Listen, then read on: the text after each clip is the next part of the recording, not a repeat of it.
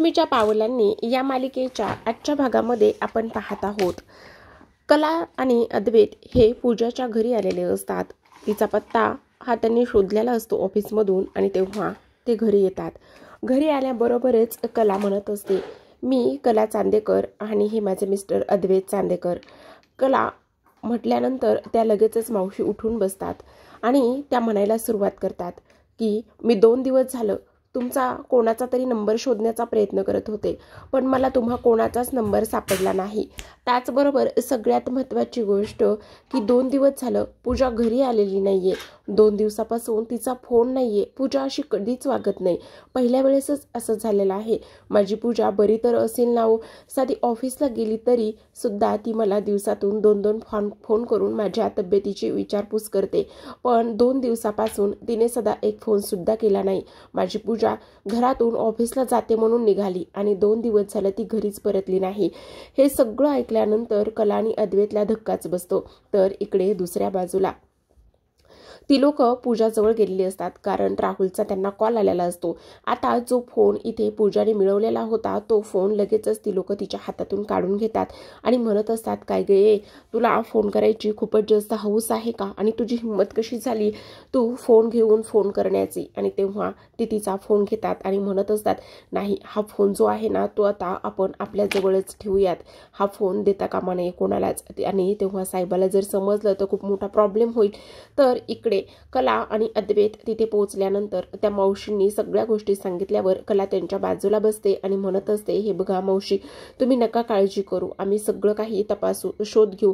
तेव्हा त्या म्हणतात, मी म्हटलं पोलीस कंप्लेंट करावी, पण मला तर हालता सुद्धा येत नाही किंवा चालता येत नाही, मग मी कशी जाणार आहे पोलीस कंप्लेंट करायला? माझी पूजा बरी तर असेल ना, ती ठीक तर असेल ना, तिला काही झालं तर नसेल ना? आणि तुम्ही आलात बरं झालं, माझ्याकडे तुमचा नंबर नव्हता. तेव्हा कला म्हणत असते, हे बघा तुम्ही नका काळजी करू, आम्ही आलो आहोत ना, आता सगळं काही व्यवस्थित होईल आणि आम्ही पूजाला नक्कीच शोधू. आम्हाला माहीत नव्हतं, ती मला 2 दिवसापासून थोडासा फोन करण्याचा प्रयत्न करते. आज तिने फोन केला पण तिचा स्पष्ट आवाज येत नव्हता, म्हणून मी इथपर्यंत आलेली आहे. तेवढ्यातच आता कला अद्वैतला म्हणत असते, चांदेकर, मला असं वाटतंय की आपण लगेचच आता पूजा मिसिंगची पोलीस कंप्लेंट करायला हवी. आणि तेव्हाच अद्वैत म्हणत असतो, यस यू आर राईट, आपण लगेचच इथे पोलीस स्टेशनला जाऊ. तेव्हा अद्वैत म्हणतो, हे बघा तुम्ही कसलीच काळजी करू नका, आम्ही पोलीस स्टेशनला जातो आणि हे घ्या माझं कार्ड आहे, तुम्हाला काही जरी मदत लागली किंवा तुम्हाला काही जरी वाटलं तर मला कॉल करा. असं म्हणूनच अद्वैत त्याचं कार्ड त्यांना देतो आणि मावशी म्हणत असतात, खूप खूप आभार झाले. आता कला आणि अद्वैत पोलीस स्टेशनला निघतात. तर इकडे राहुल त्या गोडाऊनमध्ये आलेला असतो, ज्या ठिकाणी त्याने पूजाला बांधून ठेवलेलं असतं. तो आल्याबरोबरच तिथल्या गुंडांना मारहाण करायला सुरुवात करतो. तो म्हणत असतो, तुम्हाला एक मुलगी सांभाळायला दिलेली आहे, ती सुद्धा तुम्हाला सांभाळणं होत नाही का? ती मुलगी घरी इथे फोन घेते काय आणि माझ्या घरी फोन करते काय? तोपर्यंत तुम्ही काय करत होतात? माती खात होतात का? आणि तिची घरी फोन करण्याची हिंमत तरी कशी झाली? त्याचबरोबर तो मारल्यानंतर इथे पूजाकडे वळतो आणि पूजा म्हणत असतो, काय गे, तुला खूप हौस आहे का इथे कलाला फोन करायची? आता मला पण पाहायचंच आहे ती कला तुला कशी वाचवती आणि काय करते ते. खूप फोन करायचा आहे ना तुला, बोल, फोन करायचा आहे, देऊ फोन तुला, देऊ. असं म्हणूनच आता कुठे रे तिचा फोन, आणा इकडे, असं म्हणून तो आता तिचा फोन हातामध्ये घेतो आणि फोन हातामध्ये घेतल्यावर तिचं तोंड दाबत असतो आणि म्हणत असतो, फोन करायची हौस आहे ना तुला, कला मॅडमला फोन करायचा आहे? अच्छा. इकडे मात्र सगळे गुंड राहुलच्या ह्या रूपाला पाहतच असतात, कारण राहुल खूपच विचित्र पद्धतीने त्या मुलीसोबत सुद्धा वागत असतो. तिथे असलेल्या त्या गुंडाला सुद्धा मारण्याचा प्रयत्न केलेला असतो. तो म्हणत असतो, अच्छा बघ, आता बघ मी तुझं कसं तोंड बंद करतो आणि तू कशी इथे कला वहिनीला तुझ्या किंवा कला मॅडमला फोन करतेस. आता तो त्या गुंडाकडून फोन घेतो आणि फोन घेतल्यानंतर, हे बघ, हा फोन आता ऑन आहे ना, आता लगेचच तो फोन स्विच ऑफ करायला लागलेला असतो. इकडे कला अद्वैत पोलीस स्टेशनमध्ये जाऊन पोहोचलेले असतात. अद्वैत म्हणत असतो, आमच्या चांदेकर ज्वेलर्समध्ये एक एम्प्लॉई पूजा नावाची काम करते, पण 2 दिवसापासून ती मिसिंग आहे. जेव्हा ऑफिसला आली तेव्हा ती घरी पोहोचलीच नाही आणि 2 दिवसात कुठेतरी गायब झालेली आहे. तेव्हा कला म्हणते की मला तिचा 2 दिवसात 2-3 वेळा फोन येऊन गेलाय, आज सकाळी सुद्धा फोन आला होता पण आवाज येत नव्हता, मग आपल्याला तिचं इथे मोबाईल लोकेशन ट्रॅक करता येईल का, तेव्हाच इन्स्पेक्टर साहेब बोलत असतात, हो नक्कीच येणार आहे. आणि त्याचसोबत सगळ्यात महत्त्वाची गोष्ट म्हणजेच की तुम्ही काळजी करू नका, मला फक्त तिचं इथे नंबर चालू आहे की नाही तो बघा, आणि तुमच्याकडे जर तिचा नंबर असेल तर तुम्ही आत्ता तिला फोन करू शकता का. त्यावरच आता इथे ते म्हणत असतात, हो नक्कीच मी फोन ट्राय करते, माझ्याकडे तिचा फोन आहे आणि त्याचबरोबर तो चालू सुद्धा होता. असं म्हटल्यानंतर आता लगेचच कला फोन लावत असते. तर इकडे अद्वैतने तिचा जो सिम कार्ड आहे ते सिम कार्ड इथे त्या मोबाईलमधलं काढलेलं असतं आणि ते सिम कार्ड त्या मोबाईलमधलं काढल्याच्या नंतर आता इकडे तो सिम कार्ड काढतो आणि लगेचच स्वतःच्या खिशातलं लायटर काढतो. स्वतःच्या खिशातलं लायटर काढल्याबरोबरच लगेचच ते सिम कार्ड इथे तो पेटवण्याचं काम करत असतो. आता सिम कार्ड पेटवण्याचं काम केल्यानंतर तो म्हणत असतो, आता कसा तू फोन करणार आहेस, बोल ना, आता तू कला मॅडमला फोन करू शकतेस का, तुला कला मॅडमला फोन करण्याची खूप हौस आहे का. नाही, असं काहीच होऊ शकणार नाही. आता बघ, आता तुझ्यापर्यंत कोणीच पोहोचणार नाही. आता इकडे कला फोन करत असते पण फोन स्विच ऑफ येत असतो. ती म्हणत असते, इन्स्पेक्टर साहेब आतापर्यंत तरी फोन लागत होता पण आत्ता फोन लागत नाहीये, कारण इकडे राहुलने ते सिम कार्ड जाळलेलं असतं आणि मोबाईल स्विच ऑफ केलेला असतो. आता तो म्हणत असतो, आता बघ तू कसा फोन करणार आहेस आणि कशी तिथपर्यंत पोहोचणार आहेस. आता कला मनातच म्हणत असते, मला असं वाटतंय की काही जरी झालं तरी सुद्धा पूजा खूपच मोठ्या संकटात आहे आणि तिला लवकरच वाचवलं पाहिजे. आता इथे पोलीस तिची कंप्लेंट तर लिहून घेत असतात आणि शोध सुरू सुद्धा करत असतात. आता कला आणि अद्वैत हे घरी येतात. कला घरी आल्याबरोबर ती म्हणत असते, चांदेकर खरं सांगू का, मला पूजाची खूप काळजी वाटते रे, आणि त्याचबरोबर मला टेन्शन सुद्धा खूप जास्त आलेलं आहे. पूजा बरी असेल ना, आणि त्याचबरोबर ती सापडायला हवी रे. आणि त्याचसोबत सगळ्यात महत्त्वाची गोष्ट म्हणजेच की अद्वैत म्हणत असतो, हा असू देत, नको तू काळजी करूस, आता आपण पोलीस कंप्लेंट केलेली आहे ना, पोलीस कंप्लेंट केल्यामुळे आता लवकरच ती सापडेल. तेव्हा कला म्हणत असते, पण बघणारे 2 दिवस झालं ती नाहीये, तिच्या आईची अवस्था सुद्धा खूपच जास्त विचित्र आहे. त्याचबरोबर अद्वैत म्हणत असतो, हो ते तर आहेच. मग कला लगेचच म्हणते, मी फ्रेश होते, असं म्हणून ती वॉशरूम मध्ये जाते. आता वॉशरूम मध्ये गेल्यानंतर ती इथे बेसिंगमध्ये हात तोंड न धुता ती तिथेच तोंडाला साबण लावते आणि तिथेच तोंड धुत असते. आता तिथे बाथरूममध्ये गेल्याच्या नंतर कलाचा ओरडण्याचा आवाज येतो आणि ओरडण्याचा आवाज आल्याबरोबरच इथे अद्वैत म्हणत असतो, का ग काय झाले, तू एवढ्या जोरामध्ये का ओरडलेली आहेस. तेव्हाच ती म्हणत असते, नाही मी ठीक आहे. तेव्हाच तो म्हणतो, काय झाले, तुला चक्कर आली का पुन्हा, प्लीज काय झाले, दरवाजा उघड. आणि तेव्हा ती म्हणत असते, मला सांग गोष्ट चांदेकर, जर चक्कर आली असती तर मी तुला बोलली कशी असती किंवा आवाज कसा दिला असता. तेवढ्यातच तो म्हणत असतो, हो पण ते सगळं खरे, पण तू ओरडलीस का, पहिला दरवाजा उघड म्हणतोय तुला दरवाजा, खरे आत्ता दरवाजा तू उघड. असं म्हटल्याबरोबर लगेचच आता इथे कलाने दरवाजा उघडलेला असतो आणि कलाने दरवाजा उघडता क्षणी इथे ती पूर्ण भिजलेली असते. केस ओले झालेले असतात, पूर्ण तिचं अंग भिजलेलं असतं.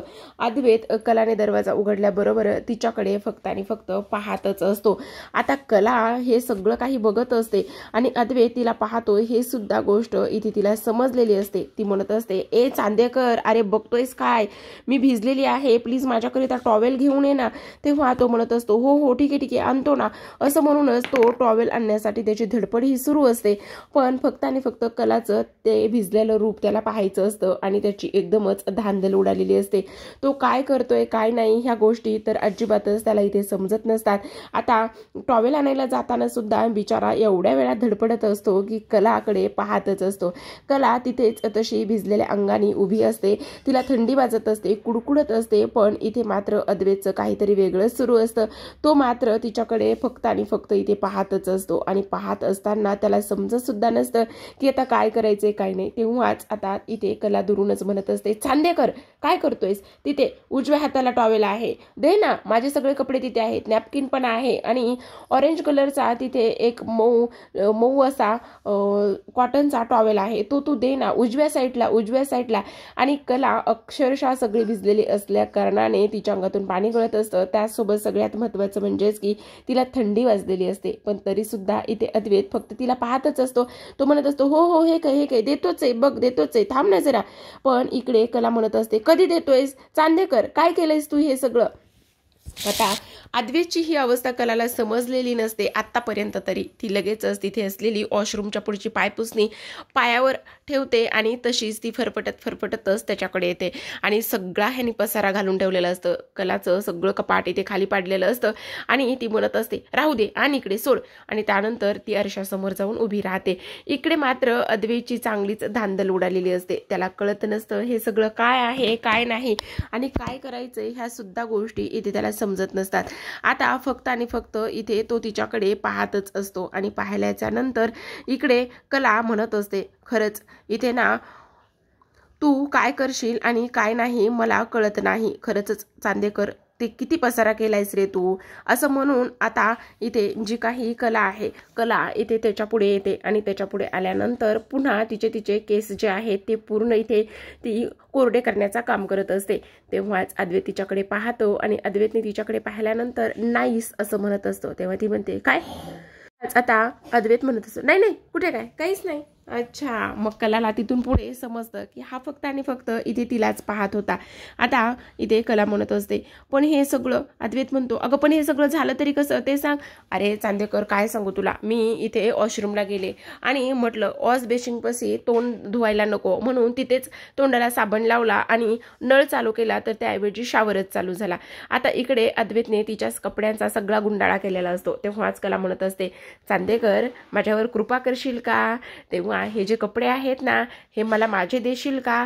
तुला जर हा जो काही कपड्यांचा गुंडाळा करायचा आहे ना ते तुझे कपडे घे आणि तुझ्या कपड्यांचा तू गुंडाळा कर, पण प्लीज चांदेकर माझे कपडे मला दे, तू त्या कपड्यांचा असा गुंडाळा करू नकोस बरं. आणि इकडे असं म्हणूनच कला त्याच्याकडून ते सगळे कपडे घेत असते आणि तो सुद्धा अगदीच आपला निरागस बाळासारखा हो देतो ना देतो हे घे असं म्हणतो आणि तिथून तो उठून उभा राहतो. तेव्हा कला म्हणत असते चांदेकर आता ना मी ओली झाली, मला थंडी वाजते, मग मला ना साडी बदलायची, तू प्लीज बाहेर जाशील का. तेवढ्यातच अद्वैत म्हणत असतो हो हो हो जातो ना जातो, हे काय जातच आहे.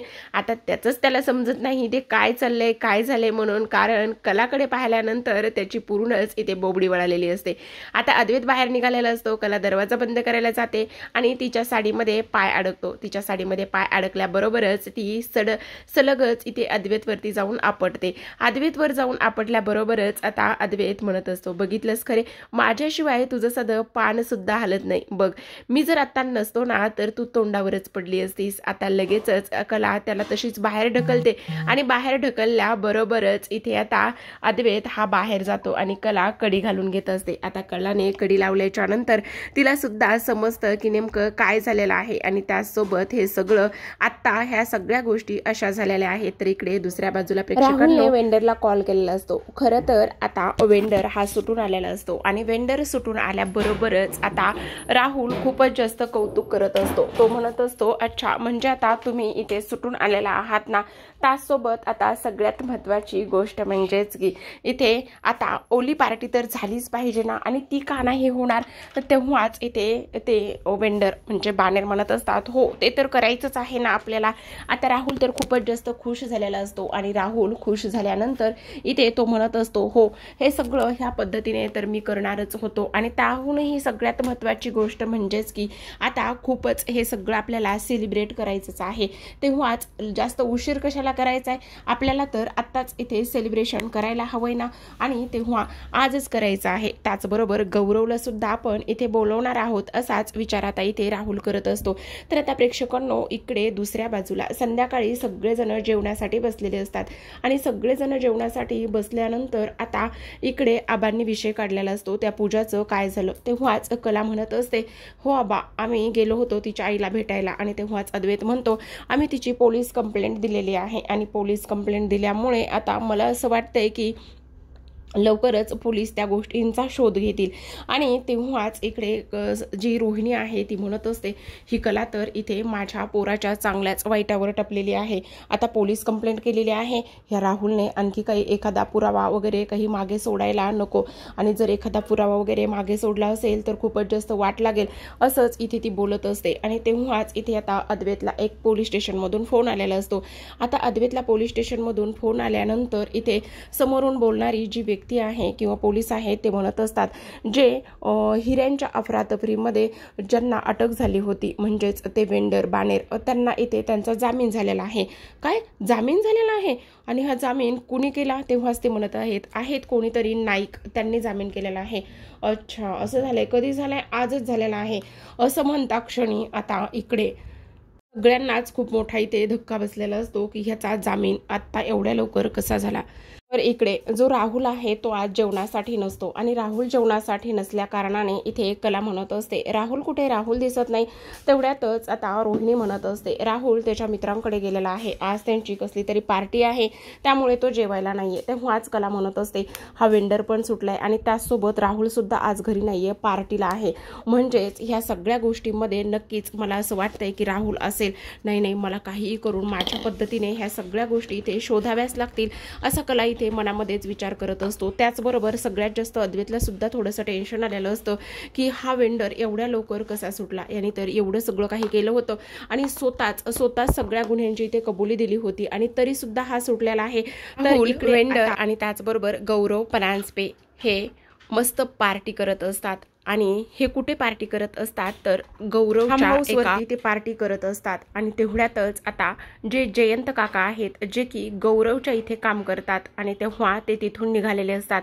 खरं पाहायला गेलं तर एवढ्या कार इथे कशा? आणि त्याचबरोबर ही तर चांदेकरांच्या इकडची कार दिसते आणि तिकडून आवाज येत असतो. तेव्हाच जयंत काकाला थोडासा डाऊट येतो आणि जयंत काकाला थोडासा डाऊट आलेला असल्या कारणाने ते समोर जाऊन पाहतात. खरं तर आता वेंडर जो आहे तो पाठमोरा असतो आणि त्यांना फारसं काही नीट दिसत नसतं आणि फक्त शब्द ऐकायला येत असतात की आपण एवढी हिऱ्यांची अफरातफर केली, त्याचसोबत इथे अद्वैतला जेलमध्ये पाठवलं आणि सगळ्यात महत्त्वाची गोष्ट म्हणजेच की इथे ज्या डिझाईन्स आहेत त्या सुद्धा चोरल्या. एवढं सगळं केलंय पण आपल्याला कोणीच पकडलेलं नाहीये. आणि जेव्हा वेंडर बाजूला होतो तेव्हाच इथे राहुल, गौरव आणि तो वेंडर हे तिघांचे सुद्धा चेहरे काकांना स्पष्टपणे दिसतात.